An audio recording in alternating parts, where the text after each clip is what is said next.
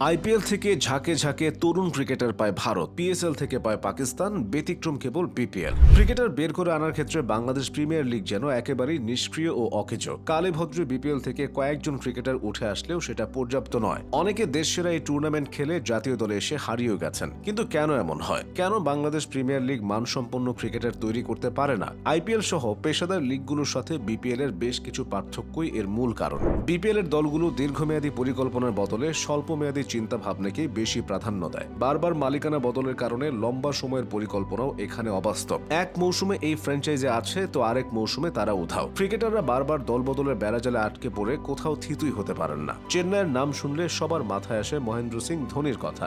বেঙ্গালুরুর ক্ষেত্রে সেটা বিরাট কোহলি, কিন্তু বিপিএল এ এমন কেউ নেই। এখানে দলগুলোর থাকে না কোনো প্রতিভা অন্বেষণ কার্যক্রম। অথচ ভারতের হার্দিক পান্ডিয়া, রিঙ্কু সিং, জসপ্রীত বুমরা কিংবা পাকিস্তানের হারিস রৌফরা উঠে এসেছেন ফ্র্যাঞ্চাইজিদের ট্যালেন্ট হান্ট থেকেই। বলা হয়ে থাকে ফ্র্যাঞ্চাইজি ক্রিকেট তরুণদের মেলে ধরার মঞ্চ, কিন্তু বিপিএল এর চিত্রটা যেন ঠিক বিপরীত। এখানে দলগুলো তরুণ ক্রিকেটারদের সেভাবে আস্থার সাথে বিবেচনা করে না। একটা উদাহরণেই কথাটি প্রমাণিত হবে। সংক্ষিপ্ত ফরম্যাটে জাতীয় দলের নিয়মিত সদস্য লেগ স্পিনার রিশাদ হোসেন, অথচ বিপিএল এ তিনি নিয়মিত নন। 11তম আসরে এসেও ফরচুন বরিশালের প্রথম দিকের কয়েকটি ম্যাচে তাকে বেঞ্চে কাটাতে হয়েছিল। 10ম আসরেও কুমিল্লা ভিক্টোরিয়ান্সের জার্সিতে অনেকটা সময় তিনি উপেক্ষিত ছিলেন। অন্য অনেক তরুণ ক্রিকেটারদের ক্ষেত্রেও এমনটাই হয়ে আসছে।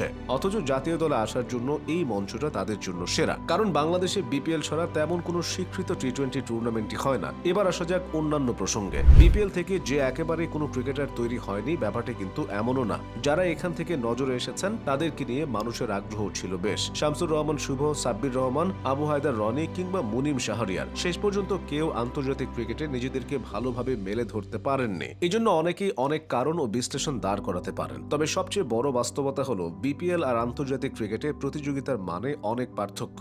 বাংলাদেশ প্রিমিয়ার লিগে অখ্যাত এবং অজানা বিদেশি ক্রিকেটারের ছড়াছড়ি। যারা অন্য কোথাও সুযোগ পায় না তাদের শেষ ভরসা এই বিপিএল। এমন ক্রিকেটারদের সাথে খেলে আন্তর্জাতিক মঞ্চে গিয়ে পারফর্ম করা কঠিন। এছাড়া সমালোচনা আছে বিপিএল এর উইকেট নিয়েও। 11তম আসরে এসে ফ্ল্যাট উইকেটের আধিপত্য দেখা গেলেও আগের আসরগুলোতে স্লো এবং লো উইকেটই প্রাধান্য ছিল। এরকম উইকেট ব্যাটসম্যান এবং বোলারদের জন্য হুমকি স্বরূপ। এদিকে 11তম আসরে ভালো উইকেট তৈরি হলেও বাউন্ডারি দৈর্ঘ্য নিয়ে প্রশ্ন উঠেছে। 52 মিটারের ছক্কাও দেখেছে 2025 সালের বিপিএল। তামিম ইকবাল তো বলেই ফেলেছেন বোলারদের কথা চিন্তা করে বাউন্ডারি লাইনের দৈর্ঘ্য বাড়ানো উচিত। আইপিএল অনেক তরুণ ক্রিকেটারের জীবনই বদলে দিয়েছে।